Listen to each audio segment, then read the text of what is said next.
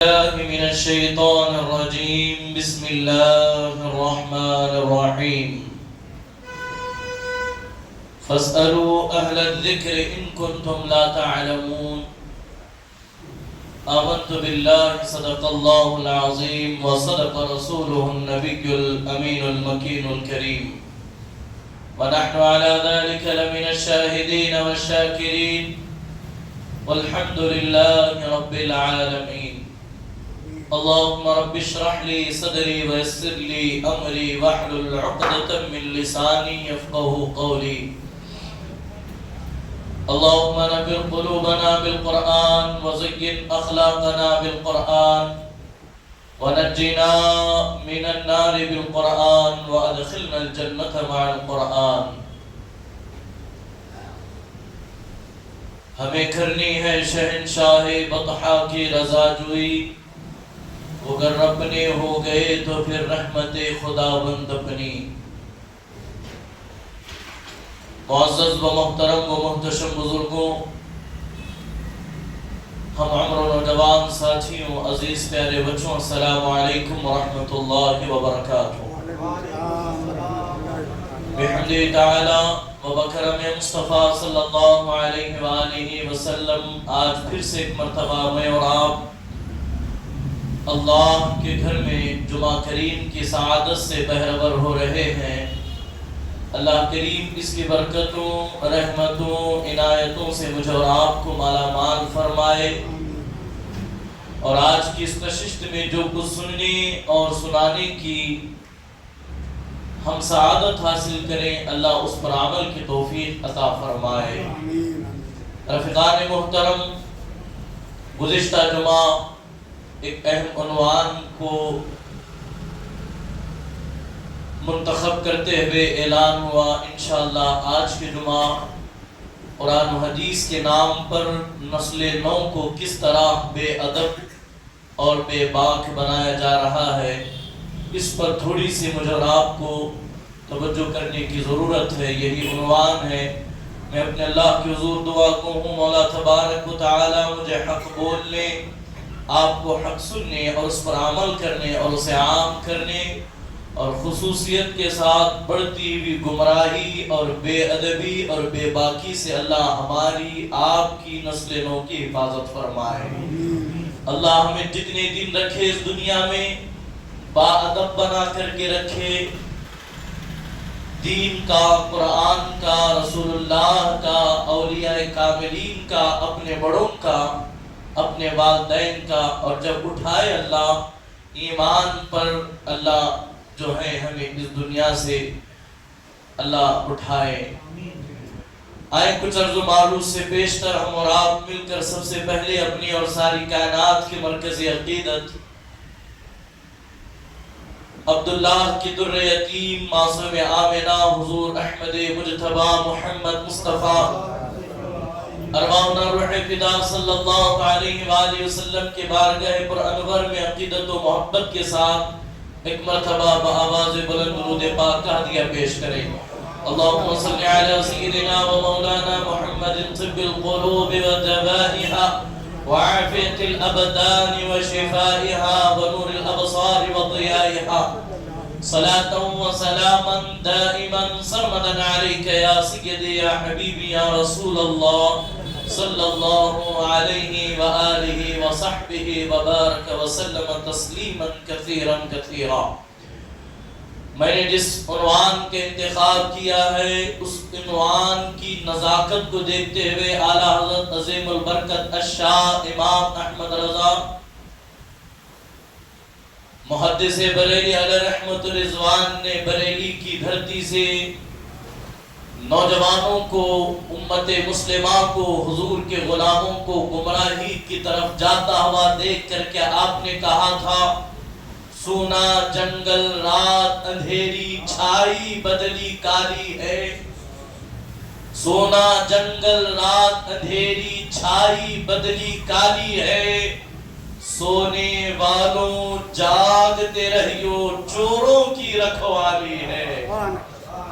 سونے والوں جاگتے رہیو اس لیے کہ یہ وہ چور ہے جو سونا نہیں چراتا، یہ وہ چور ہے جو پیسہ نہیں چراتا، یہ وہ چور ہے جو گھر میں ڈکیتی نہیں ڈالتا۔ اعلیٰ حضرت فرماتے ہیں سونے والوں جاگتے رہیو، ایمان کے حوالے سے، عقیدے کے حوالے سے، حضور کی محبت کے حوالے سے۔ آج چوروں نے بھیس بدل کر ڈاکہ ڈالا تو ایمان پر ڈاکہ ڈالا، چوروں نے حملہ کیا تو عقائد پر حملہ کیا۔ تو اعلیٰ حضرت ہماری رہبری و رہنمائی کم و بیش 100 سال سے زائد عرصے پہلے کر چکے۔ کہا سونے والوں جاگتے رہیو، چوروں کی رکھوالی ہے۔ دراصل ہمیں جسے محافظ سمجھتے ہیں، جسے ہم اپنا ہمدرد سمجھتے ہیں، وہی ہمارے گھر ڈاکہ ڈالے گا، وہی ہمارے ایمان کا بیڑا غرق کرے گا۔ کہتے ہیں آنکھ سے کاجل صاف چرا لے، یا وہ چور بلا کے ہیں، تیری گٹھری تاکی ہے اور تو نے نیند نکالی ہے، تیری گٹھری تاکی ہے اور تو نے نیند نکالی ہے۔ اور کہا سونا پاس ہے، سونا بن ہے، سونا زہر ہے، اٹھ پیارے، تو کہتا ہے نیند ہے میٹھی، تیری مت ہی نرالی ہے۔ مولا کائنات امام علی علیہ السلام کی بارگاہ میں ایک یہودی آیا، آ کر کے کہتا ہے اے علی بتائیں، ہم جب کبھی اپنے عبادت خانے میں جا کر عبادت کرتے ہیں تو ہمیں کوئی وسوسہ نہیں آتا، کوئی برے خیالات نہیں آتے، برے طرح کی باتیں ہمارے ذہن کو منتشر نہیں کرتی۔ لیکن جب مسلمان نماز پڑھتا ہے، جب مسلمان قرآن پڑھتا ہے، تو کیوں مسلمان وسوسوں کا شکار ہوتا ہے، کیوں مسلمان بہکاوے میں آ جاتا ہے؟ تو مولا امام علی علیہ السلام نے جواب دیا، میں اس کا جواب تم پہلے میں سوال کرتا ہوں، تو خود مجھے جواب دے، تیرے جواب میں تیرے سوال کا جواب تجھے مل جائے گا۔ مولا امام علی علیہ السلام نے پوچھا بتا، دو بہترین کمرے ہیں، ایک کمرہ وہ ہے جس میں سونا چاندی ہیرے جواہرات بھرے ہوئے ہیں، اور ایک کمرہ ہے جو بالکل خالی ہے، کچھ بھی نہیں ہے۔ اب چور چوری کرے گا تو کس کمرے میں داخل ہوگا؟ جس کمرے میں سونا چاندی ہیرے جواہرات رکھے ہیں اس میں داخل ہوگا، یا پھر خالی کمرے میں داخل ہوگا؟ تو اس یہودی نے جواب دیا بلا شک و شبہ جس میں سونا چاندی ہیرے جواہرات رکھے ہیں، چور اسی میں داخل ہو کر وہی ڈاکہ ڈالے گا۔ تو امام نے جواب دیا بلا تشبیہ بلا تمثیل، جو مسلمان کو وسوسے آتے ہیں شیطان کی طرف سے، جو برے خیالات دل میں پیدا ہوتے ہیں، دراصل اس کی وجہ یہ ہے مومن کا دل ایمان کا گنجینہ ہے، ایمان کا خزانہ جس کے اندر بھرا ہوا ہے۔ چور کوشش کرتا ہے مسلمان کے دل کو ورغلا کر کے، جو ہے شیطان کوشش کے کرتا ہے اسے بہکا کر، اسے وسوسوں میں گرفتار کر کے اسے اپنے راہ سے ہٹا دوں، اس کا ایمان جو ہے وہ لوٹ لوں، اور تیرے دل میں تو کچھ ہے ہی نہیں، وہ وہاں آ کر کے اسے کیا حاصل ہوگا؟ یہی اعلیٰ حضرت کہتے ہیں سونا پاس ہے، سونا بن ہے، سونا زہر ہے، اٹھ پیارے، تو کہتا ہے نیند ہے میٹھی، تیری مت ہی نرالی ہے۔ اور بہت ساری اس کے اندر جو ہے امام اہل سنت نے اشعار میں کئی باتیں بیان کی اختصار کے ساتھ۔ آپ کہتے ہیں تم تو چاند عرب کے ہو پیارے، تم تو عجم کے سورج ہو، دیکھو مجھ بے کس پر شب نے کیسی آفت ڈالی ہے، دنیا کو تو کیا جانے یہ بس کی گانٹھ ہے حرافہ، صورت دیکھو ظالم کی تو کیسی بھولی بھالی ہے۔ اور کہتے ہیں شہد دکھائے زہر پلائے، قاتل ڈائن شوہر کس، اس مردار پہ کیا للچائے، دنیا دیکھی بھالی ہے۔ اور آگے کہتے ہیں وہ تو نہایت سستا سودا بیچ رہے ہیں جنت کا، وہ تو نہایت سستا سودا بیچ رہے ہیں جنت کا، ہم مفلس کیا مول چکائیں، اپنا ہاتھ ہی خالی ہے۔ مولا تیرے عفو کرم ہو، میرے گواہ صفائی کے، ورنہ رضا سے چور پہ تیری ٹگری تو اقبالی ہے۔ عزیزان گرامی قدر، جیسے کہ میں نے کہا یہ دور فتنوں کا دور ہے، یہ دور گمراہی کا دور ہے۔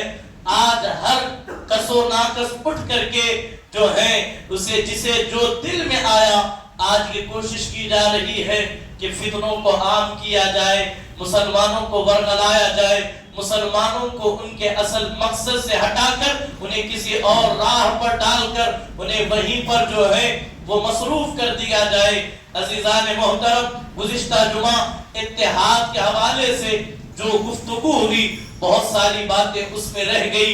میں مزید اس پر انشاءاللہ کسی اور موقع پر میں اللہ نے توفیق دی تو اس پر گفتگو کروں گا، لیکن میں عرض یہ کر رہا ہوں آج کا یہ دور فتنوں کا دور ہے۔ ہر شخص جو ہے وہ دین پر بولنے لگا ہے، ہر شخص قرآن اور حدیث کے نام پر خود ساختہ دین سمجھ کر اور لوگوں کو سمجھانے نکلا ہے۔ اس کے اندر اگر سب سے زیادہ کسی نے رول نبھایا ہے ہمارا پڑوسی ملک پاکستان، جو کہ بدنام زمانہ ہے، اس ملک کے رہواسیوں نے اللہ ماشاءاللہ یہ جہاں بھی گئے وہاں انہوں نے فتنہ پروری کی، وہاں انہوں نے مسلمانوں کو لڑایا، وہاں انہوں نے اسلام کی ساکھ کو خراب کرنے کی کوشش کی۔ آپ دیکھیں ایک دو نہیں بلکہ جتنے فتنے اس وقت جو ہے نمودار ہوئے، ہاں آپ اس کا جائزہ لیں گے 99 فتنے جو ہیں ہمارے پڑوسی ملک سے نکلتے ہیں، اور نکل کر کے پورے دنیا کے اندر جو ہے ایک طوفان بدتمیزی بپا کرتے ہیں۔ پورے دنیا کے مسلمانوں کے اندر جو ہے ایک عجیب طرح کی کشمکش پیدا کر کے مسلمانوں کو اللہ اور اس کے رسول کے احکامات سے ہٹا کر خود ساختہ جو ہے وہ دین کی طرف لے آتے ہیں۔ آپ دیکھیں اسی پڑوسی ملک نے جب جہاد کو بلند کیا، جب انہوں نے فتویٰ دیا، یا پھر جہاد کے نام پر جب انہوں نے عام جو ہے بے قصور مسلمانوں کو، بے قصور انسانوں کو قتل و غارت گری کا جب بازار گرم کیا، تو یہ اپنا ظلم انہوں نے، یہ اپنا قاتلانہ حملہ انہوں نے اسلام کے خاتے میں ڈال دیا، مسلمانوں کے ماتھے پر چپکا دیا، اور انہوں نے جہاد کو جو ہے ایسی بری طرح سے دنیا کے سامنے پیش کیا۔ آج لوگ جہاد کا نام سنتے ہوئے بھی جو ہے وہ کہتے ہوئے بھی آج مسلمان گھبراتے ہوئے نظر آتے ہیں، جبکہ مذہب اسلام نے جہاد کو اتنا مقدس اور پاکیزہ بنایا۔ اللہ کے رسول علیہ السلام فرماتے ہیں سب سے بہترین جہاد یہ ہے انسان اپنے نفس کے ساتھ مقابلہ کرے، انسان اپنے نفس کو کچل دے۔ یہ اور جہاد ہے جو معصوموں کو قتل کر کے جہاد کا نام دیا جا رہا ہے۔ اسلام نے ایسے کوئی جہاد کو جو ہے انٹروڈیوس نہیں کیا جو پڑوسی ملک نے کیا۔ آپ دیکھیں اسلام کے نام پر خواتین اسلام کو عریانیت کی طرف، فلمی ڈراموں کے نام پر، فلمی سیریلوں کے نام پر آج ہر گھر جو ہے پاکستانی سیریلوں کے ہتھے چڑھ چکا ہے۔ اللہ اکبر، اس کے اندر اسلام کا مذاق اڑایا گیا۔ باضابطہ طور پر یہ اسلامی ملک تو کہلاتا ہے، لیکن یہاں اسلام کی جو دھجیاں اڑائی گئی شاید کہ کسی اور ملک نے وہ نظارہ نہیں دیکھا۔ انہی سیریلوں کے ذریعے سے آج قوم کی چھوٹی چھوٹی جو ہے عمر کی بچیوں کو یہ سکھایا گیا اگر تجھے شوہر ایک تماچا مارے، ایک تھپڑ تجھے لگائے، تو بدلے میں اسے تو بھی تھپڑ لگا سکتی ہے، تجھے پورا اختیار ہے۔ رفیقان محترم، یہ میسج دیا گیا۔ ہاں یہ وہی ملک ہے، بدنام زمانہ ملک ہے، جس نے یہ پوری جو ہے بہن بیٹیوں کو سڑکوں پر اتار کر کے یہ نعرے یہاں پر لگائے گئے، میرا جسم میری مرضی۔ عزیزان محترم، اتنا ہی نہیں جو ہے شیعوں کا فتنہ یہاں سے، رافضیوں کا فتنہ یہاں سے، خارجیوں کا فتنہ یہاں سے، وہابیوں کا فتنہ یہاں سے، جتنے فتنے نکلتے ہیں سب پڑوسی ملک سے نکلتے ہیں، اور بدقسمتی سے ان سارے فتنوں کا اگر سب سے پہلے کوئی شکار ہوتا ہے تو وہ ملک ہندوستان کے بھولے بھالے مسلمان، اور خاص کر کے سوشل میڈیا سے جڑے ہوئے نوجوان ہیں جو ان ہر فتنے کا جو ہے وہ شکار ہو جاتے ہیں۔ کوئی کہتا ہے کہ صحابہ کرام رضوان اللہ تعالی علیہم اجمعین نے اہل بیت کے اوپر ظلم کیا تو نوجوان اسے تسلیم کر کے صحابہ پر لام تان کرنے لگا۔ اللہ اکبر۔ عزیزان محترم، جسے جو ہے مذہب اسلام نے جن باتوں کو بیان کرنا، جن عناوین پر تقریر کرنا حرام قرار دیا تھا، ان چیزوں کو ہائی لائٹ کر کے جو ہے مسلمانوں کے اندر ایک رخنہ اندازی پیش کی گئی۔ ایک کے بعد بہت ساری چیزیں ہیں، لیکن آج میں جس طرف آپ کو لے جانا چاہ رہا ہوں بس ایک خاکہ، گرچہ آپ کو میری گفتگو تھوڑا سا مشکل لگ رہی ہو، آپ توجہ کریں، اس لیے کہ یہ وہ عنوان ہے جس پر گفتگو کرنا، جس پر بات کرنا میں بے حد ضروری سمجھتا ہوں، اس لیے کہ اس عنوان پر آج کہیں گفتگو نہیں ہو رہی ہے۔ ہر ایک اپنے آپ میں مست مگن زندگی گزار رہے ہیں۔ عزیزان محترم، اس زمانے کا سب سے بڑا فتنہ جو پڑوسی ملک سے نکلا، جو کہ قادیانیت کا چھوٹا ریچارج یا چھوٹا پیار جسے کہیں، انجینئر محمد علی مرزا، اس نے پورے دنیا کے اندر نوجوانوں کو جو پیغام دیا، جو نوجوانوں کو قرآن و حدیث کے نام پر جو گمراہیت کا اس نے بازار گرم کیا، خدا کی قسم آج اگر نوجوان نہیں سمجھیں گے، آج عقل کے ناخن نہیں لیں گے، آج ان گمراہیوں سے باز نہیں آئیں گے تو میں بڑی ذمہ داری کے ساتھ یہ بات کہہ رہا ہوں، وہ نوجوان گمراہ ہو جائیں گے، ان کے ایمان کا بیڑا غرق ہو جائے گا۔ آپ مجھے بتائیں، جو قرآن نے تو ہمیں یہ درس دیا تھا، فَاسْأَلُوا أَهْلَ الذِّكْرِ إِن كُنتُمْ لَا تَعْلَمُونَ، پوچھو علم والوں سے جو تم نہیں جانتے۔ آج باضابطہ طور پر کچھ نام نہاد اسکالرز نے، کچھ نام نہاد مولویوں نے، یوٹیوب سے ڈگری حاصل کر کے، گوگل کے کچھ مفتیوں نے اور یوٹیوب کے کچھ مفتیوں نے جو ہے وہ کچھ وہاں سے مواد اکٹھا کیا، وہاں سے کچھ نکالا، وہاں سے کچھ لے کر کے اردو کی کئی کتابیں پڑھ کر کے، اردو کی کئی کتابیں اکٹھا کر کے خود ایک نماز کا طریقہ، خود ایک دین بنا کر کے نوجوانوں کے سامنے پیش کیا، اور پیش کر کے انہیں برگلاتے ہوئے کہتے ہیں یہی دین ہے جو ہم بیان کر رہے ہیں، یہی اصل ہے جو ہم کہہ رہے ہیں۔ قرآن و حدیث کے علاوہ، ہمارے علاوہ پوری دنیا کے اندر کوئی بات نہیں کرتا۔ عزیزان محترم، آج اردو کی چند کتابیں پڑھ کر کے لوگ یہ سمجھتے ہیں ہمیں کسی عالم کی ضرورت نہیں، ہمیں کسی مفتی کی ضرورت نہیں، ہمیں کسی فقیہ کی ضرورت نہیں، ہمیں کسی محدث کی ضرورت نہیں، ہمیں کسی مجتہد کی ضرورت نہیں، اور خود ساختہ دین کو پڑھ کر کے اور خود ساختہ جو ہے عمل کو لوگوں کے سامنے بیان کر رہے ہیں۔ اس کی ایک مثال میں آپ کو سناؤں، لوگ سمجھتے ہیں کہ قرآن کا عربی میں ترجمہ کر لینا یہی سب سے بڑا علم ہے، عربی کو اردو میں سمجھ لینا اور اسے پڑھ کر کے لوگوں کو بتا دینا یہی سب سے بڑا علم ہے، یہی سب سے اہم دین ہے، اس سے بڑھ کر کے کوئی اور نہیں۔ اگر ایسا ہی ہے، اردو سے ترجمہ کر لینے کے بعد اگر انسان بہت بڑا عالم بن جاتا ہے تو میں آپ سے سوال یہ کروں گا، آپ مکہ مکرمہ چلے جائیں، مدینہ منورہ چلے جائیں، سعودی عرب چلے جائیں، دبئی میں چلے جائیں، بحرین چلے جائیں، قطر چلے جائیں، کویت چلے جائیں، جہاں کے لوگوں کی زبان عربی ہے، وہ خود عربی بولتے ہیں، وہ خود عربی سمجھتے ہیں، لیکن وہاں دنیا کے بڑے بڑے مدارس قائم ہیں، بڑے بڑے نصاب پڑھائے جاتے ہیں۔ آپ سے میں سوال کرتا ہوں، اگر ترجمہ کر لینے کے بعد اگر کوئی دین کو سمجھ لیتا تو پھر مدارس میں 8-8 سال کا کورس کیوں کروایا جاتا؟ مدارس کے اندر طلبہ 10-10 سال کی اپنی زندگی کا قیمتی سرمایہ کیوں خرچ کرتے؟ کیوں مدرسے کی دال روٹی خرچ کرتے؟ تو پتہ یہ چلا قرآن پڑھنا اور ہے، ترجمہ کرنا اور ہے، لیکن قرآن پڑھ کر کے ترجمہ کر کے اس سے کوئی نتیجہ نکالنا اور ہے، اس سے کوئی رائے قائم کرنا اور ہے۔ اللہ کے رسول صلی اللہ علیہ وآلہ وسلم فرماتے ہیں، اٹھائیں ترمذی شریف، آقا کونین علیہ السلام نے فرمایا من فسر القرآن برأیہ فلیتوب مقعدہم من النار، جس نے قرآن کی تفسیر اپنے رائے کے مطابق، اپنے ذہن کے مطابق، اپنے علم کے مطابق، اپنے سوچ کے مطابق کی، آقا کونین علیہ السلام نے فرمایا وہ اپنا ٹھکانہ جہنم میں دیکھ لے۔ جو خود آج قرآن کا ترجمہ کر رہے ہیں، نوجوان جس کا ترجمہ جو ہے ایکسپٹ کر کے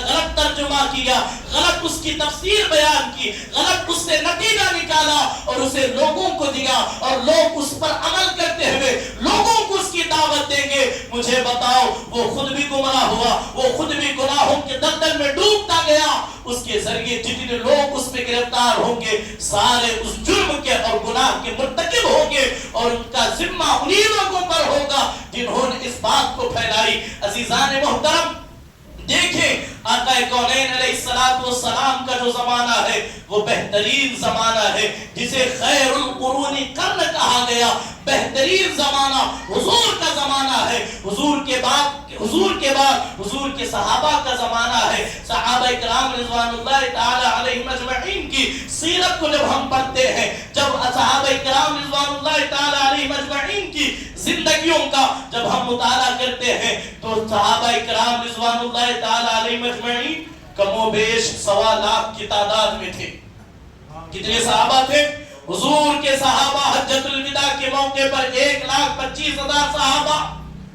اللہ کے رسول علیہ السلام نے جو دین صحابہ کو پڑھایا، جو دین صحابہ تک پہنچایا، صحابہ نے اسے محفوظ کیا، لیکن بہت سارے معاملات ایسے پیش آئے جس میں قرآن کے ہوتے ہوئے، حدیث کے ہوتے ہوئے صحابہ کرام رضوان اللہ تعالی علیہم اجمعین نے کبھی خود قرآن کو اٹھا کر کے مسئلہ نہیں نکالا۔ جو قرآن کے مفسر تھے، جو حضور علیہ السلام کے جو خاص شاگرد تھے، جب ہم پڑھتے ہیں تو 1.25 لاکھ صحابہ میں حضور کے صرف 100 صحابہ تھے جو فتویٰ دیتے تھے، حکم نافذ کرتے تھے۔ 100 صحابہ تھے 1.25 لاکھ میں جو فتویٰ دیا کرتے تھے، یعنی کہ فتوے کی اہمیت تھی، فتوے کا ایک وقار تھا۔ آج جناب والا ہر گلی میں ایک مفتی بیٹھا ہوا ہے، ہر چینل پر ایک مفتی بیٹھا ہوا ہے، ہر موڑ پر ایک مفتی بیٹھا ہوا ہے، جسے جو سمجھ میں آ رہا ہے وہ بیان کر کے وہ اپنی غلطی کو دین کے ہتھے چڑھا رہا ہے۔ 100 صحابہ جو فتویٰ دیتے تھے، جب ان 100 صحابہ میں بھی اگر اختلاف ہوتا تو 10 صحابہ تھے جسے اجتہاد کرنے کی اجازت تھی، وہ 10 کے پاس آتے، اور 10 سے بھی مسئلہ حل نہیں ہوتا تو 10 4 کے پاس آتے جنہیں خلفائے راشدین کہتے۔ اب وہاں بھی بات نہ بنتی تو سب کے سب مولا کائنات کی بارگاہ میں حاضر ہوتے، اپنا مسئلہ اخذ کرتے۔ میں آپ سے سوال یہ کرنا چاہتا ہوں، جو عربی داں ہے، جن کی زبان عربی، جن کی بولی عربی، جن کے پاس ان کی زبان میں قرآن نازل ہوا، جنہوں نے خود حضور علیہ السلام کو دیکھا اور دیکھ کر کے حضور سے سیکھا، جب ان کی لیے کوئی معاملہ پیش آتا ہے، وہ عظیم ہستیاں جب قرآن سے ڈائریکٹ مسئلہ اخذ نہیں کرتے، ڈائریکٹ اس سے کوئی نتیجہ نکال کر لوگوں کو نہیں بتاتے، تو آج کل ان بارش کے میڈکوں کو کس نے اجازت دی؟ وہ خود ساختہ دین کو بنا کر کے لوگوں کو برگلائے۔ یہی وجہ ہے آج آپ دیکھیں کہ ہمیں کسی مولوی کی ضرورت نہیں، ہمیں کسی اسکالر کی ضرورت نہیں، ہم خود قرآن پڑھیں گے اور خود نتیجہ نکالیں گے۔ عزیزان گرامی، کئی مثالیں ہیں، اس سے قبل میں آپ کو ایک حدیث مبارکہ سناتا ہوا چلو۔ سنن دارمی حدیث نمبر 241 ہے، حدیث نمبر 241 ہے۔ اللہ کے رسول صلی اللہ علیہ وآلہ وسلم سے حضرت عبداللہ ابن عمر رضی اللہ تعالی عنہما روایت کرتے ہیں، آقا کونین علیہ السلام نے فرمایا، بے شک اللہ علم کو قبض کر لے گا، اللہ علم کو اٹھا لے گا اور اسے لوگوں سے الگ کر دے گا، علم کو اٹھا لے گا، اسے لوگوں سے الگ کر دے گا، لیکن اس علم کا قبض کرنا، یعنی کہ علم کو قبض کرنے سے مراد، اٹھا لینے سے مراد قرآن کو یا حدیث کو نہیں اٹھایا جائے گا، بلکہ روئے زمین سے علماء کے اموات واقع ہوں گے، یعنی کہ ایک عالم کا انتقال کرنا۔ حضور علیہ السلام خود فرماتے ہیں، موت العالم موت العالم، کسی عالم کی موت ایک عالم کی موت ہوتی ہے، اس لیے کہ عالم ہی نہیں جا رہا بلکہ اس کے پاس جتنا علم ہے وہ اتنا علم اٹھتا ہوا جا رہا ہے، وہ اپنے ساتھ وہ علم کو لے کر کے جا رہا ہے۔ آقا کونین فرماتے ہیں علماء کے قبض کرنے کی شکل میں ہوگا، یہاں تک کہ روئے زمین پر وہ کسی عالم کو نہیں پائیں گے، کوئی راہ دکھانے والا نہیں ہوگا، کوئی امر بالمعروف و نہی عن المنکر کرنے والا نہیں ہوگا۔ تو حضور علیہ السلام نے فرمایا لوگ جہلا کو، جاہلوں کو، ان پڑھوں کو اپنا پیشوا بنا لیں گے، اپنا امام بنا لیں گے، جہلا سے سوال پوچھیں گے، ان سے سوال کریں گے، اور وہ لوگ بغیر علم کے فتویٰ دیں گے، خود بھی گمراہ ہوں گے اور دوسروں کو بھی گمراہ کریں گے۔ سنن دارمی کی روایت ہے حضرت عبداللہ ابن، اس پر تھوڑا سا توجہ کریں۔ آج علماء کے پاس بیٹھ کر کے نوجوان نہیں سیکھ رہا، انٹرنیٹ نے بڑی تیزی کے ساتھ جو ہے وہ ترقی کر لی۔ میں تمام نوجوانوں سے بڑی ذمہ داری کے ساتھ ہاتھ جوڑ کر کے عرض کروں گا، انٹرنیٹ دنیاوی ضرورتوں کے لیے ہے، انٹرنیٹ دین سمجھنے کے لیے نہیں ہے، انٹرنیٹ دین سمجھنے کے لیے نہیں ہے۔ اگر کوئی یہ کہے کہ میں انٹرنیٹ سے پڑھ کر کے دین سمجھ لوں گا، خود عمل کر لوں گا، تو نتیجہ کیسے آئے گا؟ آپ جیسا سوال کریں گے ویسا جواب آپ کو ملے گا۔ مثال کے طور پر آپ انٹرنیٹ پر گوگل پر ٹائپ کریں قربانی ایک دن، اس پر دلائل۔ قربانی کتنے دنوں کی ہے؟ ذرا بولے نا، 3 دن۔ لیکن آپ انٹرنیٹ پر ٹائپ کریں قربانی ایک دن، اس پر دلائل آپ کو سینکڑوں مل جائیں گے، ایک ہی دن۔ اور وہ بھی دلائل کہاں سے؟ صحیح بخاری سے دلائل۔ قربانی 4 دن، آپ کو صحیح بخاری کے بے شمار دلائل آپ کو نظر آئیں گے۔ عزیزان محترم، آپ دیکھیں یہی وجہ ہے کہ آج لوگ اس سے پڑھ کر، سیکھ کر، اور ایک مثال، ایک اہم نقطہ میں آپ کو سمجھاؤں۔ اگر آپ عربی اور اردو سمجھتے ہیں، پڑھتے ہیں، تو بڑا آسان آپ کو سمجھنے میں ہوگا۔ جب عربی کے اندر ایک لفظ بدل جاتا ہے تو پورے کا پورا معنی ہی اس کا بدل جاتا ہے، پورے کا پورا معنی۔ جو لوگ یہ سمجھتے ہیں نحو اور صرف کی ضرورت کیا ہے، 8-10 سال پڑھنے کی ضرورت کیا ہے، چند سال پڑھ لیں اور کچھ پڑھ کر کے ہم جو چاہیں اس سے نکال لیں گے۔ دیکھیں قرآن کے جو حروف تہجی ہے، عربی کے جو الفابیٹس ہیں جسے حروف مفردات کہتے ہیں، اس کے اندر 2 قاف پڑھے جاتے ہیں۔ ایک قاف جس کے اوپر 2 نقطے ہوتے ہیں، دیکھیں یہاں جو قرآن والی قاف ہے، قاف، اور ایک ہے کاف، چھوٹی کاف جسے کلام کہتے ہیں۔ ایک چھوٹی کاف اور ایک بڑی کاف۔ آپ کہیں گے قلبن، قلبن، آپ اس کا ترجمہ عربی کے قاعدے کے اعتبار سے آپ نکالیں، ایک ہے بڑی کاف سے قلبن اور ایک ہے چھوٹی کاف سے کلبن۔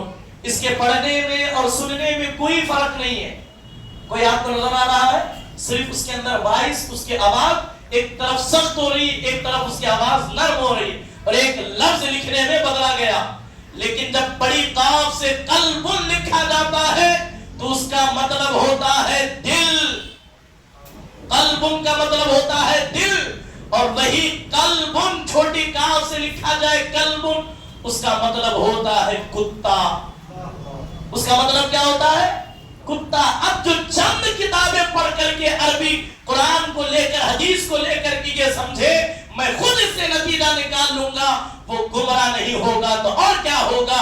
اسی لیے ائمہ محدثین نے، مجتہدین نے، اسلاف نے، بڑے بڑے اکابرین نے یہ طے کیا، اس پر اجماع ہے، جب تک کسی عالم کو 20 علوم پر جب تک مہارت تامہ حاصل نہ ہو جائے تب تک وہ نہ قرآن کی تفسیر کرے گا، نہ ہی حدیث کا ترجمہ کر سکتا ہے۔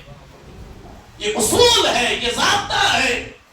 اسی لیے تو ہم شعر پڑھتے ہیں، ڈال دی قلب میں عظمت مصطفیٰ، یعنی ہمارے امام نے ہمارے دلوں میں حضور کی محبت ڈالی ہے۔ تو المختصر اتنا رفیقان محترم، تو لوگوں نے ایک ایسا واقعہ کھڑا کیا آج دین کے نام پر. آج دیکھیں اتنی بے باکی، اتنی بے ادبی، اتنی بے حیائی آج دیکھنے میں نظر آتی ہے. العیاذ باللہ، نوجوان آج قرآن کے نام پر علماء سے بحث کر رہے ہیں، علماء کے سامنے سینے تان کر کے کھڑے ہو رہے ہیں، اپنے بزرگوں کا لحاظ ختم کر دیا. آج نوجوانوں نے اولیاء کاملین سے جنہیں جڑ کر کے چلنا تھا ان سے منحرف ہو کر، ان سے دور ہو کر ان کی دشمنی پر آج نوجوان اتر آ رہے ہیں.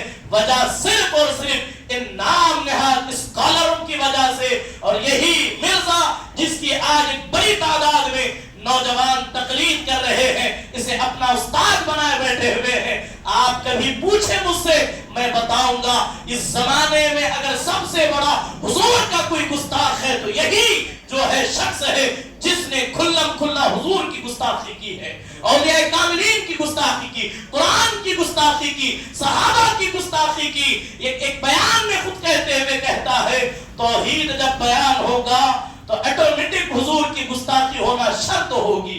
کہ یہ ضروری ہے توحید حضور کی گستاخی کر کے ہی مروائی جائے گی؟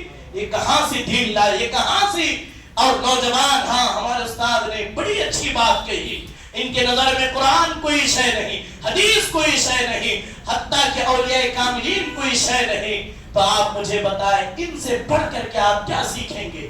اللہ اکبر. یہی وجہ ہے آج مساجد کے اندر ہم دیکھ رہے ہیں، آج ہم بڑی تعداد میں نوجوانوں کو دیکھ رہے ہیں دین سے دور دور تک جو ادب کا معاملہ تھا آج وہ نظر نہیں آ رہا. آج ایک نوجوان سے آپ پوچھیں آپ بغیر ٹوپی کے نماز کیوں پڑھتے ہیں، تو وہ یہ کہتا ہے سامنے سے کہ آپ بغیر داڑھی کے نماز کیوں پڑھ رہے ہیں. یہ بڑا ٹرینڈ چلا ہے. آپ کہیں کسی سے جس کی داڑھی نہ ہو بھائی ٹوپی پہن لے، تو وہ کہے گا کہ آپ داڑھی پہن لیں. یقیناً داڑھی کا انکار نہیں ہے، لیکن ایک کے نام پر دوسرے چیز کو ضائع کر دینا، دوسرے چیز کو ہلکا کر دینا، یہ بہت بڑا جرم کہلائے گا. کہ آپ نے قرآن نہیں پڑھا، اگر قرآن پڑھا ہے تو یہ کیوں نہیں پڑھا؟ اللہ کا قرآن، اللہ کا کلام کہتا ہے یا بنی آدم خذوا زینتکم عند کل مسجد ولا تقربوا.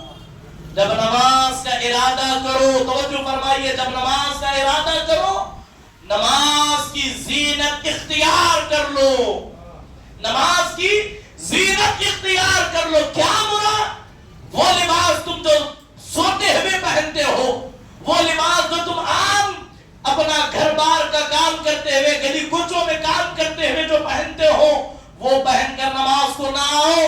بلکہ نماز ایک اہم عبادت ہے، اس کے لیے اہتمام کرو، اہتمام کے ساتھ اچھا لباس بدن کرو. آج نوجوان اور بڑی تعداد میں بڑوں کو بھی ہم دیکھ رہے ہیں یہ ٹی شرٹ، یہ نائٹ پینٹ، نہ جانے کتنے بےہودہ کپڑے پہن کر کے. آج کوئی اسے برا نہیں سمجھتا، آج کوئی اس پر گفتگو نہیں کرنا چاہتا. آج یہ جو ہاف کے آستین پہن کر کے کبھی یہ نوجوان نہیں سمجھنا چاہتے کہ کیا مسئلہ ہے.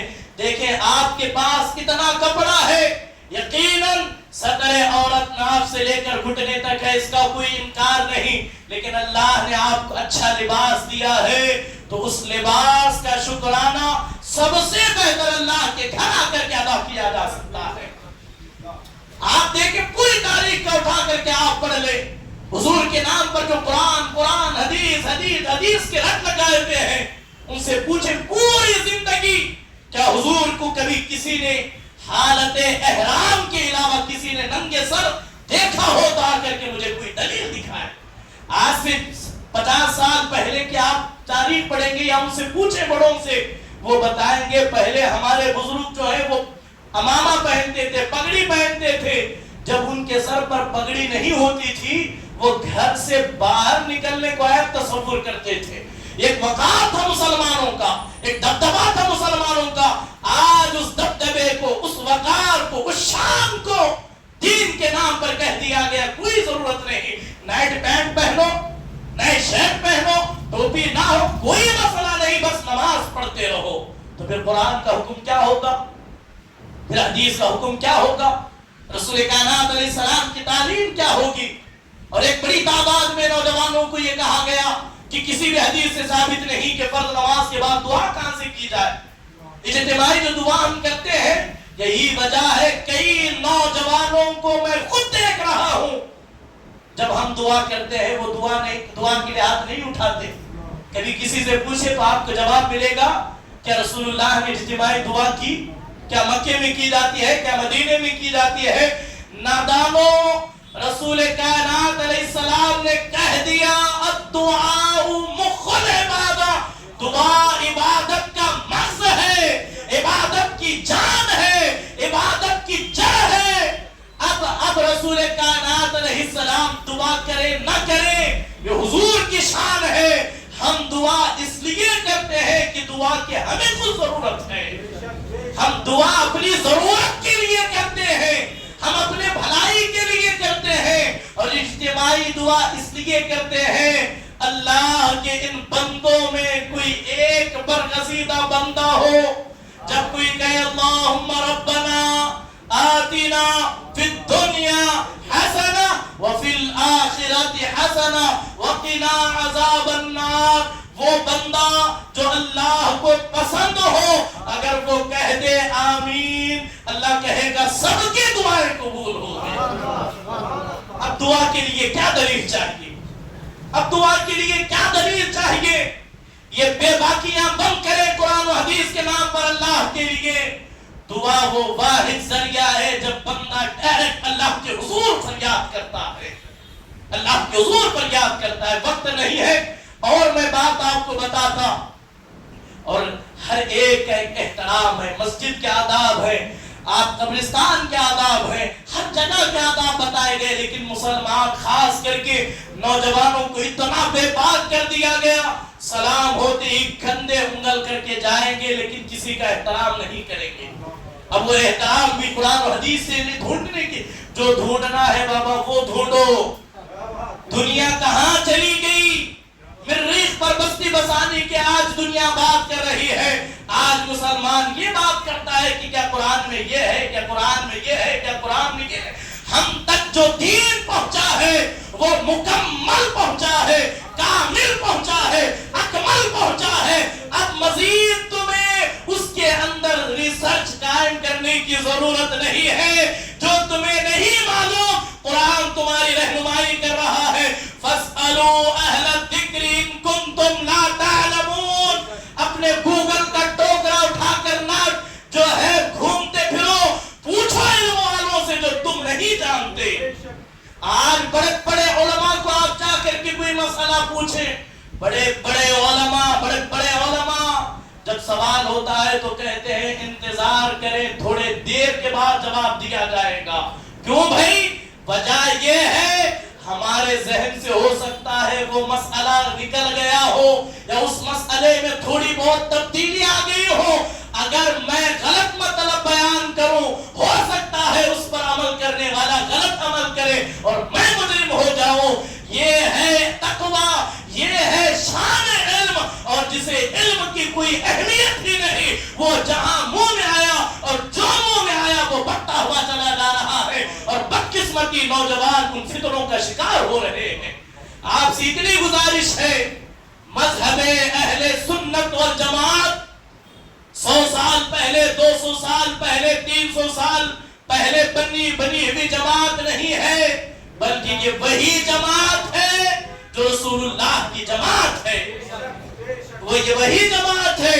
حضرت سیدنا ابو ہریرہ رضی اللہ تعالی عنہ سے حضور علیہ السلام سے حضرت ابو ہریرہ رضی اللہ تعالی عنہ نے پوچھا تھا کہ یا رسول اللہ صلی اللہ علیہ وآلہ وسلم، جب لوگ کئی طرح اختلاف ہو جائے، لوگ بٹنے لگے، لوگ الگ الگ راہیں بنا لیں تو ہمارے لیے کیا مشعل راہ ہوگی؟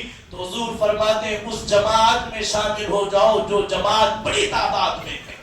بڑی ذمہ داری سے اس وقت پورے روئے زمین پر اگر سب سے زیادہ کسی مذہب، کسی مسلک کے ماننے والے ہیں، میں ببانگ دوہل کہوں گا وہ مذہب اہل سنت والجماعت ہے. مجھے چاہیے، آپ کو چاہیے، نسل نو کو چاہیے وہ مذہب اہل سنت سے جڑ جائیں. ہاں البتہ جو ہمارے اندر خرابیاں ہیں ہم انشاءاللہ اسے قرآن و حدیث کی روشنی میں انشاءاللہ اس کا رد کریں گے، ہم اپنی اصلاح کرنے کی ضرور کوشش کریں گے۔ اور اخیر میں بس اتنا کہوں گا، قرآن و حدیث کے نام پر بے ادب نہ بنے۔ اولیاء کاملین کا ادب بڑا ادب ہے۔ اللہ کے رسول علیہ السلام نے اور حدیث قدسی ہے، جس نے میرے کسی ولی سے دشمنی کی اس کے ساتھ میرا اعلان جنگ ہے۔ ہم پوری دنیا کی طاقت لے کر کے بھی اللہ کے ساتھ جنگ نہیں کر سکتے۔ اولیاء کاملین کو کم از کم دلوں میں ان کا احترام باقی رکھا جائے۔ قرآن کی نص سے ثابت ہے۔ ہم یہ نہیں کہتے آپ ان کا گن گائیں، آپ ان کا نہیں، بس ان کا احترام کریں، کم سے کم بے ادبی نہ کریں۔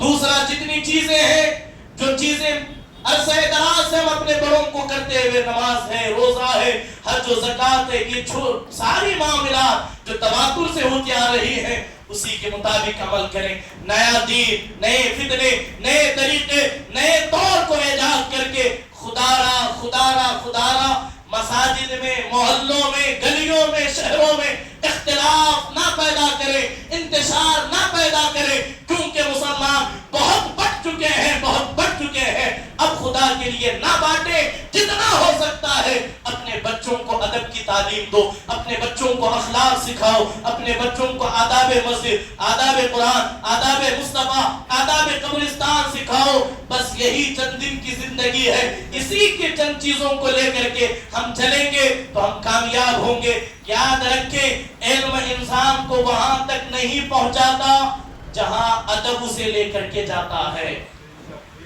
جہاں ادب لے جا سکتا ہے وہاں علم نہیں لے جا سکتا۔